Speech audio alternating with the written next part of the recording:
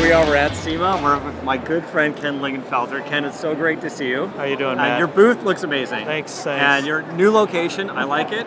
We love it too. It worked out pretty good for us. It's working out good. So yeah. you've got a bunch of new parts, and we'll touch on a few things, but there's 3 very special cars in your booth today. Sir. Let's start with what you've got here. You've got a brand new C7 Z06. Now, we touched a little bit on this, I think, last year on our show past, and you guys were doing some engine packages. Is this the newest engine package? Yeah, well, this is the one that's the most refined. We did a stage 1 package, 720 horsepower, and that went over real good, real fast, and we're doing a bunch of those right now and having a blast with them. But this is the second stage. Okay. And, the thing is that, there's never enough horsepower, right? And so we're looking to get probably about 780 to 800 on this. Next one will probably be in the 850 range, and of course, then we'll reach for the sky, hopefully 1,000 down the way here. So okay, so it's 650 horsepower stock, right? Right. And then the stage 1 package gets you 700 and change. That's a $4,000 package, Matt. And so it's really, really inexpensive, and some great engineering went into getting 720 horsepower. Are you using the same supercharger that's on it, and then you're building around it? We are. And then now, with this upgrade to 800 horsepower, you've changed the supercharger. Yeah, this is the Eldebrock supercharger, and we've been working with them along the way. Obviously, they're real interested in what we're doing and looking at the engineering we're doing, and so far so good. It's been great. So basically, you're putting a much bigger supercharger on there, right? And I know these engines keep getting more and more complicated. Fuel systems, direct injection, and things like that. So how do you start to get into putting the bigger supercharger on there, making the fuel work, making the computer work? It's just solid engineering. I mean, our guys are working at it. When we talked last time, I was joking with the fact that the pickup trucks had the LT1 engine in them. People are wondering why we were at the drag strip with pickup trucks. The fact is that's what we needed to get started with in order to get the new engines engineered. So, and we warrant our work. So obviously we're just not going to throw a big supercharger on it and let the customer worry about it. So we're going straight at it and had a lot of success so far, and we'll just keep it rolling. Now, when we step up to 1,000 horsepower. Does the stock short block or basically the long block, does that need to be changed? Are you beefing up the bottom end, or is it done already in these cars? We're going to have to beef up the bottom end at that size. Yeah, and you're going to do some head work and maybe so that's a big engine package. Right. It is a big engine package, and there probably won't be a warranty go along with that one because the guys that are going to buy 1,000 horsepower, we know they're going to beat on them pretty hard. Look, I have complete faith in your work in the parts. It's the driver I'm a little worried about. There you go. It's the driver. Like the chances of the engine breaking, no. Yeah. The chances of the driver breaking the engine is, I'm one of those guys. I would definitely drive it hard as well. Yeah, I understand that. Believe me, that's where I'm at too with it. But fact is, we do, and we'll build it strong. You know that. I mean, geez, we've been around for 43 years.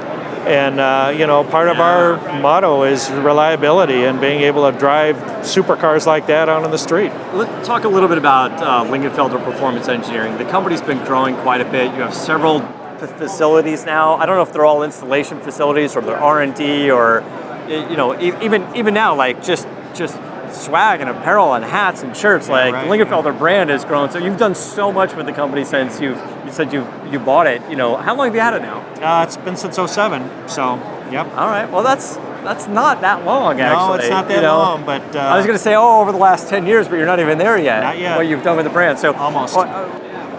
What facilities do you have, and where are they our now? main facility is in Decatur, Indiana. That's where it'll probably always be. But we bought another company in Michigan, an engine building company in Thompson Automotive, and we've made that part of our group now.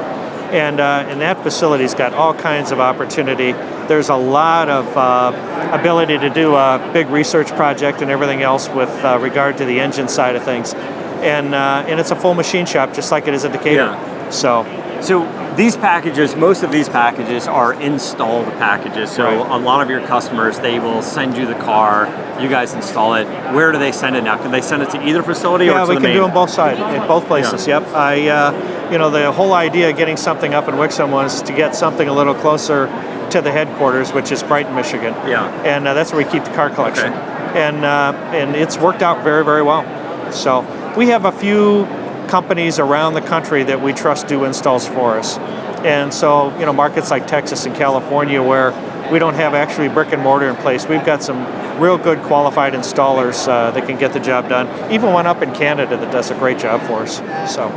Okay, now the other cars that you have in the booth that I want to talk about is one behind us. We've got this great Corvette, right? And this is for Danny Pop. Yeah, it's a '72 Corvette. It's got our motor. That car's actually owned by Danny. Okay. He's a Optima Street Car Invitational champion, multiple champion or something, right? He's probably the best autocross driver in the country. I do know when I'm riding with him, and I feel like I can autocross pretty well too, but there are places on the track where I'm lifting and he's putting his foot in the accelerator. I can't figure it out, but he gets around faster than anybody else, so I think he's got to figure it out. So he built this car for Optima. He's got probably a couple cars he's competing with. Right. This weekend we'll take a C5 that's got our motor in it, and we'll be racing with that car. So. And then what have you guys put in this car? Well, it's a big horsepower motor, 680 some horsepower. Lots and lots of goodies to get it around the track. It's got a ride tech suspension. It's just the ultimate autocross car. Now, last time you came by our studio, you brought a truck with you. You brought the Reaper. Right.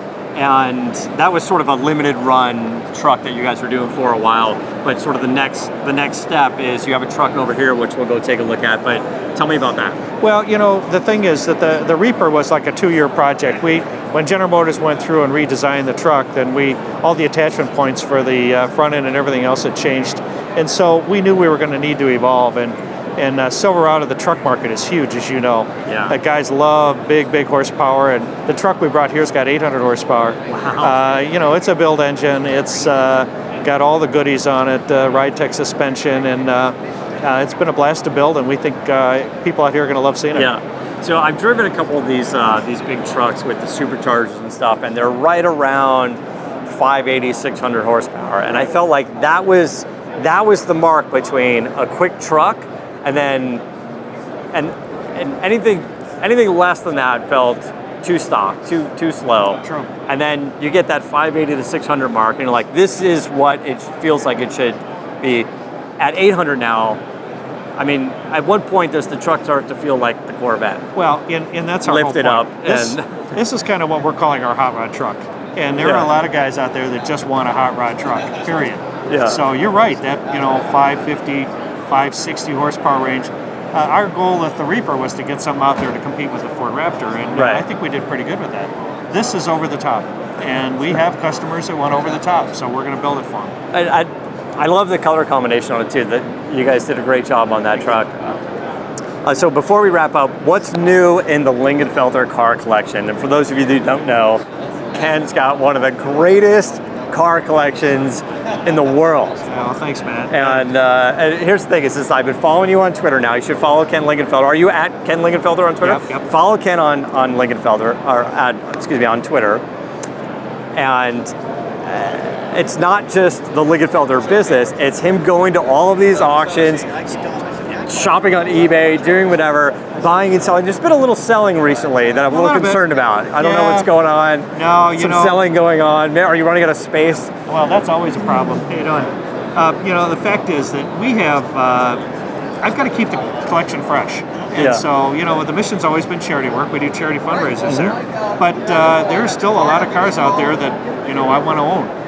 And there's only so much room. It's 40,000 square feet. Keep about 190 cars in there, but at some point you just run out of room. So I've moved along, but I've also acquired plenty more cars along the way too. So. When you look at the collection, you stand there, do you start thinking about which cars to sell or which building nearby do I want to buy to expand? I would go more for the new building, to be honest with you. I already have another building down the street. There's about 30 cars in there, and I keep cars in there that aren't necessarily what everybody or what I want everybody to see. Oh, those secret cars. Yeah, my taste gets a little wild at some point. So what's the website for the Lingenfelter collection? It's lingenfeltercollection.com. Well, there you go. We've got a short video on the front of the regular Lingenfelter Performance page that for about 30 seconds you can get a real quick look at what's in there. So, Okay. And then the company website is lingenfelter.com. Lingenfelter.com. Yep. So Ken, thank you so much. Always a Matt. pleasure. I'm going to go take a look at some of the more stuff you got here. Okay, sounds Thanks good. a lot, buddy. Take care, buddy.